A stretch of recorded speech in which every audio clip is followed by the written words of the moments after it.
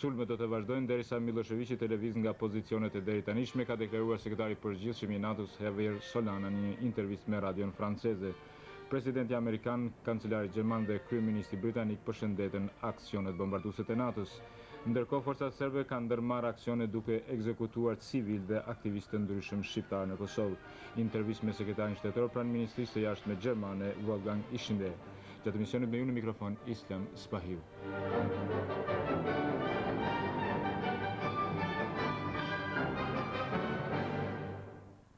Përkundër bombardimeve të NATO-s, Serbia sillet sikur të mos kishte ndodhur asgjë. Në shumë rajone të Kosovës kanë vazhduar luftimet e mëdha. Forcat serbe kanë ndërmarrë aksione të ekzekutimit të disa aktivistëve, siç ndodhi me anëtarin e kryesisë qendrore të Lidhjes Demokratike të Kosovës Latif Berisha, vrasjen e mjekut të Gjakovës Izet Hima, vrasjen e rojtarit të gazetës Koha Ditore, 10 civil janë ekzekutuar në hyrjet e fshatit Obranç. Në Gjakovë është djeg qarshia Gjakovës dhe janë vrarë 5 qytetar. Valentina Saracini informon për më gjërë nga Prishtina. Ndërsa mbrëm duke filluar nga ora 20 vazhdoni sulmet ajrore të forcave të NATO-s kundër traqjeve të ushtrisë jugoslave, në shumë rajone të Kosovës vazhdonin luftimet e ashpra mes forcave serbe dhe njësive të ushtrisë çlirimtare të Kosovës.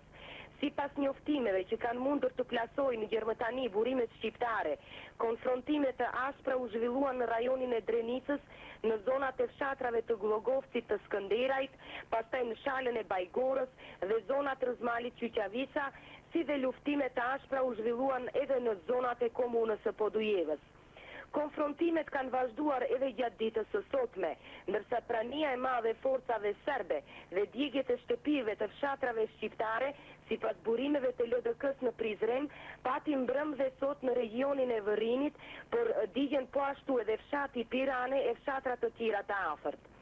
Theksohet keqësimi dramatik i gjendjes humanitare të vjetra e 10.000 banorëve të zhvendosur dje dhe ditët e kaluara në rajone të ndryshme të Kosovës. Ndërkohë, mbrëm vonë dhe sot paradite, burimet e Këshillit për të drejtat e njeriut në Prishtinë dhe në komuna të tjera njoftuan për aksione të ashpra të forcave militare dhe paramilitare serbe, të cilat po vrasin, arrestojnë dhe keqtrajtojnë në mënyrë brutale shumë qytetarë shqiptar, sidomos veprimtar politik dhe intelektual. Kështu, Këshilli për të drejtat e njeriut në Prishtinë konfirmoi se mbrëm, pasi e kanë nxjerrë nga shtëpia, paramilitar serb me maska të zeza në kokë, pushkatuan antarin e kryesisë të Lidhjes Demokratike të Kosovës dhe kryetarin e degës së LDK-s në Mitrovic, zotin Latif Berisha.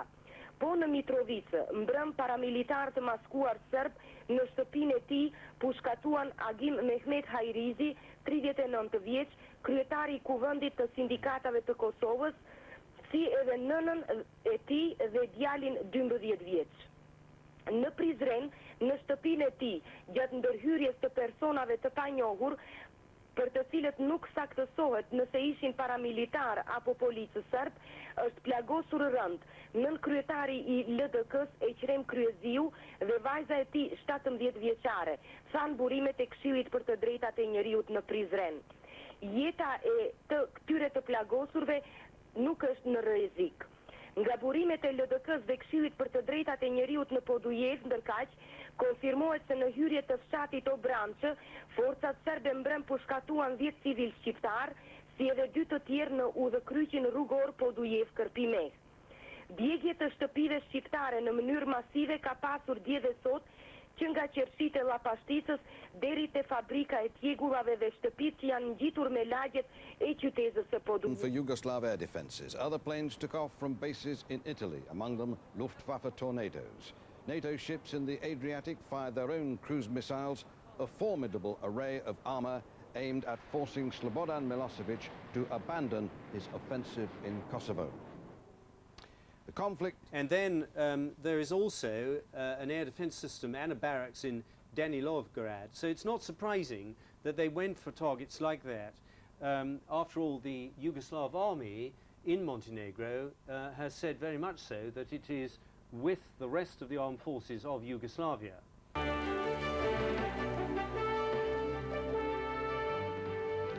It's Thursday, March 25th, and this is Newsday on CNN. From Washington, I'm Frank Sesno. Gene Meserve is off today.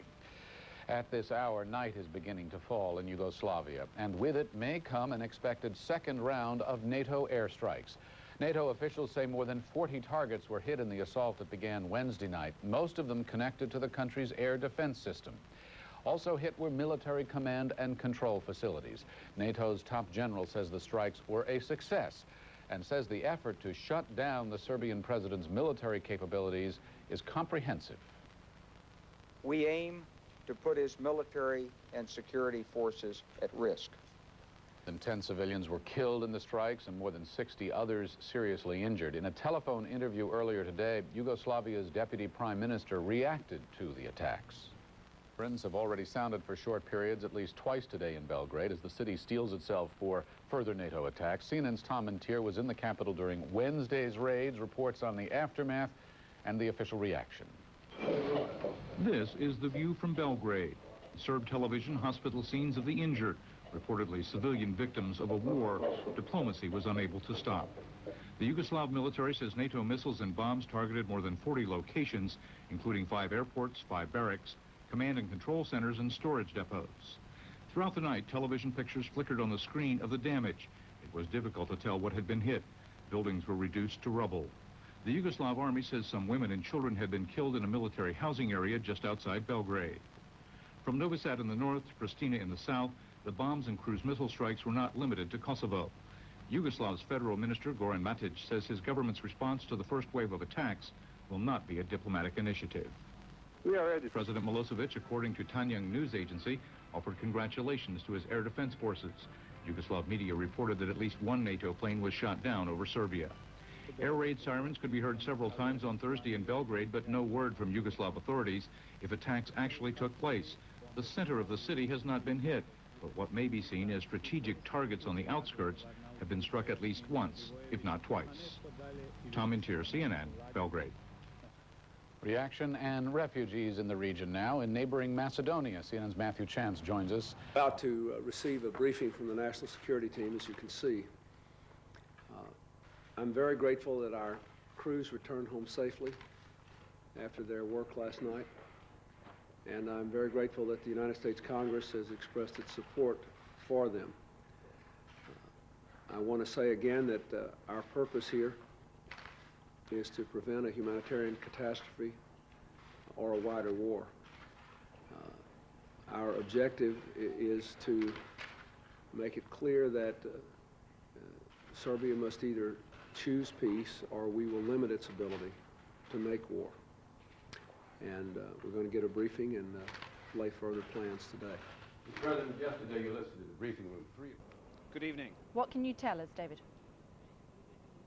We've just actually seen 6 stealth fighter bombers take off. They were preceded by an AWACS plane, which will obviously be looking for surveillance over the battle site. So the second wave of attacks from the NATO air base here at Aviano has started. We've just actually seen, after the stealth fighter bombers, another jet fighter take off. I think it might have been an F-15, but obviously the attack has started again. It'll take them over an hour to get to the actual site of their targets. We don't know what those targets are. Some of them may perhaps be revisiting the targets they've already attacked last night. Maybe they didn't damage them enough. And also there'll be new targets. But again, a broad range of punishment in store tonight for the Serbians and in the former Yugoslavian Republic. We're hearing from the NATO military heads that they felt that last night was a success. What is the mood at Aviano amongst the pilots? Well, we weren't allowed to actually speak to the aviators and the pilots. We did actually speak to the ground crews, though, the support crews. They were rearming the planes. They were refueling the planes. They were confident.